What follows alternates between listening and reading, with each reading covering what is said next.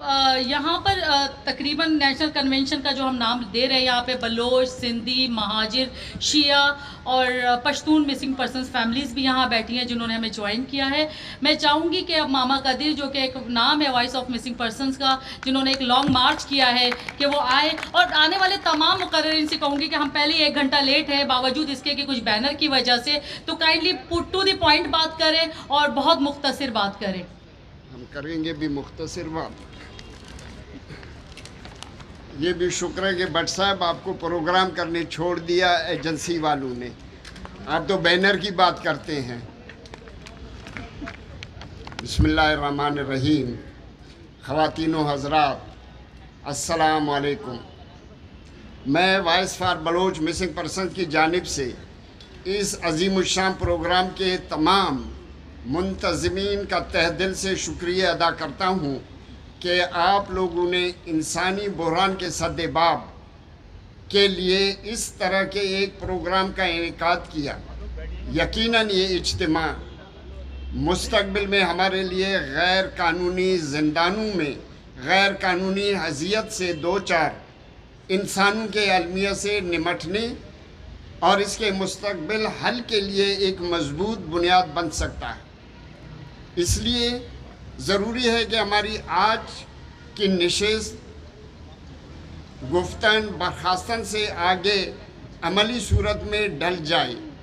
मैं इसी उम्मीद से आज के इस नशिस्त में बलोच, सिंधी, पश्तून, मुहाजिर, पंजाबी, गिलगित बल्तिस्तान के लोग, शिया बरदरी को दरपेश इंसानी बहरान का दुख, दर्द और आंसुओं का सैलाब लेकर आया हूँ। आज का बलूचिस्तान सरापा दर्द और गम से दो चार है। कोई शहर, देहात, तथा कि कोई ऐसा ख़ानदान नहीं जिसने रियासत के आतों प्यारों की जिबरी गुमशुदगी न देखी हो। ये बातें शायद कई लोगों को मुबालगा महसूस हों, लेकिन अफसोस के अल्फाज की सूरत में आज के बलूचिस्तान की तस्वीर कशी नहीं जा सकती। लेकिन क्योंकि हकीकत इससे कई दर्जा ज़्यादा भयानक और दर्दनाक है। इसकी एक छोटी सी तस्वीर आपको क्वेटा, इस्लामाबाद और कराची में हमारी माओं और बहनों की दर्दनाक आंसुओं और चीखों की सूरत में नज़र आता है।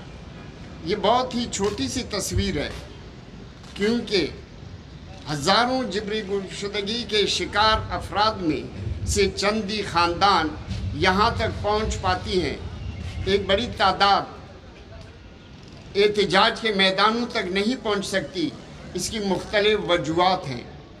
इनमें सरफ़हरिस्त रियासत की जाबराना पॉलिसी है। बहुत से लवाकिन को मुसलसल धमकियाँ मिल रही हैं कि आप लोगों ने एहतिजाज का रास्ता अपनाया तो आपके प्यारों को मारकर उनकी लाशों को लापता किया जाएगा। लेकिन आप देख रहे हैं कि इस खामोशी के नतीजे में उनके प्यारों की मसकशुदा लाशों की सूरत में बरामद होती आई हैं।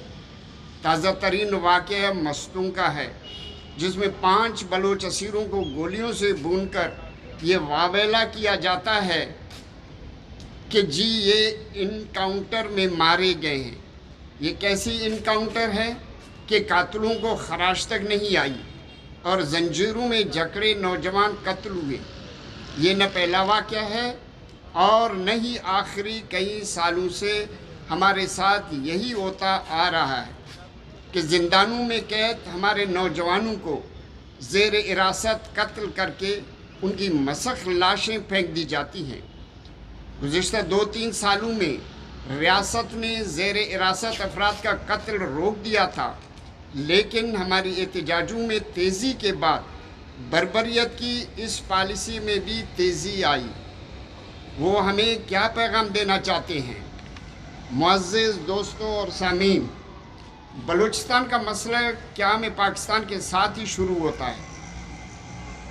बलोच की ख्वाहिश के बरखिलाफ बलूचिस्तान का इलाहाक, वादे, फौज कशी, कुरान पाक पर रियासत का सौगंध اٹھانا اور بدلے میں ہمارے پیش رو رہنماؤں کی پھانسیاں وغیرہ وغیرہ. ان باتوں سے آپ سبھی بخوبی واقف ہیں، لیکن مسئلہ یہ نہیں کہ بلوچ، سندھی، پشتون، پنجابی، شیعہ یا ہر قوم کے ساتھ ایسے بھیانک ظلم ہو چکے ہیں، بلکہ مسئلہ تو یہ ہے آج اس بربریت میں حد درجہ اضافہ ہو چکا ہے. دنیا جدید دور میں اپنے سائنسی سماجی ترقی کے ذریعے مختلف قسم کی آسائشیں اور سہولیات لے کر آیا ہے، لیکن بلوچ قوم کے لیے اتنے ہی زیادہ کربناک بربریت کی نئی شکلیں سامنے آئی ہیں.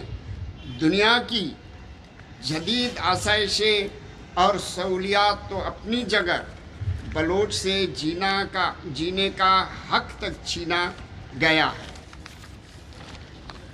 معزز سامعین، میں نیب کے زمانے سے بلوچستان کی سیاست میں شامل رہا ہوں، لیکن موجودہ دور میں بلوچستان میں انسانی حقوق کی المناک صورتحال نے مجھے یہ کردار سونپ دیا ہے جسے بساط بھر نبھانے کی کوشش کرتا آیا ہوں. اتنے سارے درد دکھ دیکھ کر میری زبان میں تلخی آ ہی جاتی ہے، لیکن جس نے بلوچستان دیکھا نہیں وہ تصور نہیں کر سکتا کہ بلوچستان کے لہجے میں اتنی تلخی کیوں ہے.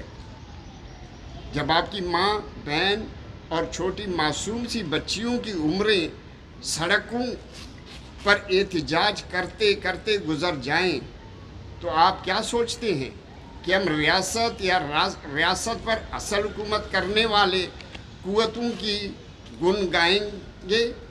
یہ خلاف فطرت ہے. ایسی توقع رکھنا احمقانہ عمل ہے. بلوچستان میں مسائل کی انبار ہے. پرچی تو مجھے مل گیا، لیکن یہ ہے کہ میں تفصیل ذرا آپ لوگوں کو بتاؤں.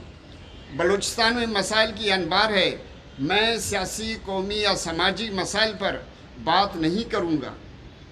سب سے زیادہ دردناک مسئلہ انسانوں کا زندہ گم ہو جانا. اس لیے ہم اور آپ لاپتہ لفظ استعمال کرتے ہیں. آپ دل پہ ہاتھ رکھ کر ایمانداری سے کہیے کہ واقعی یہ لوگ لاپتہ ہیں. میرے معزز حاضرین مجلس، لاپتہ تو وہ ہوتے ہیں جن کے بارے میں ہمیں کوئی معلوم داری نہیں ہو. یہاں زندہ انسانوں کی نظروں کے سامنے زندہ انسان اٹھائے جاتے ہیں. اٹھانے والے غیب سے نہیں آتے ہیں، وہ تو اسی ریاست کے اصل حکومت کے ادارے ہیں جنہوں نے اس ریاست کے نام نہاد نظریاتی سرحدوں کی حفاظت کا ٹھیکہ اٹھا رکھا ہے.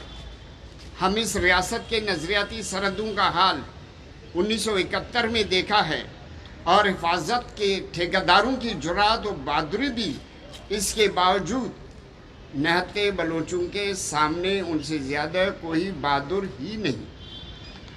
دوستو، میں نے اس درد کو قریب سے دیکھا ہے. اپنے بیٹے کی مسخ شدہ لاش کی صورت میں دیکھا ہے. جلیل تو مجھ سے بہت دور چلا گیا، لیکن میں نے فیصلہ کیا کہ سارے لاپتہ افراد میرے لیے جلیلی ہیں. میں نے 5000 دن سڑکوں پر احتجاجوں میں گزارا ہے. افسوس کہ میں آج تک ریاست پاکستان کو یہ سمجھانے میں کامیاب نہیں ہو چکا ہوں کہ حضور، یہ کام جو آپ کر رہے ہیں اس کی اجازت آپ کی آئین بھی نہیں دیتا. ہر شہری کو آئین پاکستان زندہ رہنے کا حق دیتا ہے. میں اور ہر لاپتہ افراد کا وارث ہمیشہ سے یہی مانگ کرتے ہیں کہ جو لوگ آپ کی نظروں میں مجرم ہیں انہیں اپنے ہی عدالتوں میں پیش کریں.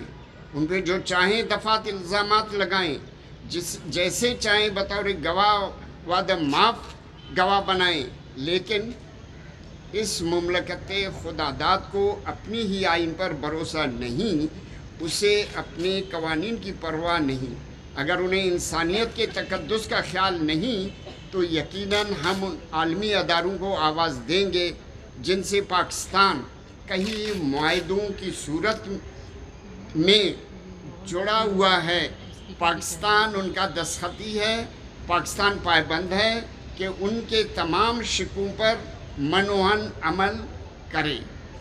मुअज़्ज़िज़ साफ़ी हज़रात, बलूचिस्तान में लापता अफराद की सूरत हाल ये है कि उन्हें रिकॉर्ड करना मुश्किल हो जाता है। बुनियादी तौर पर ये रियासत की ज़िम्मेदारी है कि जब कोई शहरी लापता होता है तो रियासत उसकी क्वाइफ जमा करे, इसके ख़ानदान की किफ़ालत करे। लेकिन बलूचिस्तान, सिंध, खैबर पख्तूनख्वा में सूरत हाल ही मुख्तलिफ है। बजाय इसके कि रियासत शहरियों की जान और माल की हिफाजत करे, रियासती अदारे ख़ुद लोगों को उठाकर गायब करते हैं।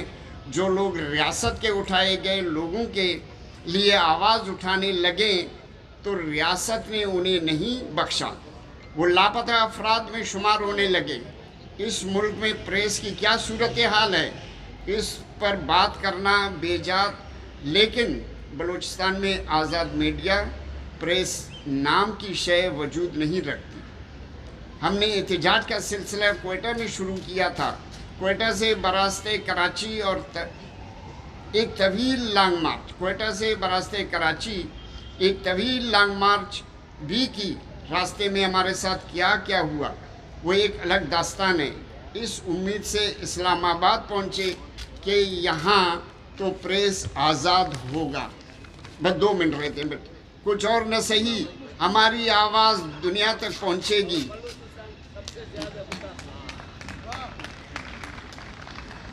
लेकिन जब हुक्मरानों के शहर इस्लामाबाद पहुँचे तो प्रेस क्लब के दरवाजे हमारे लिए बंद किए गए।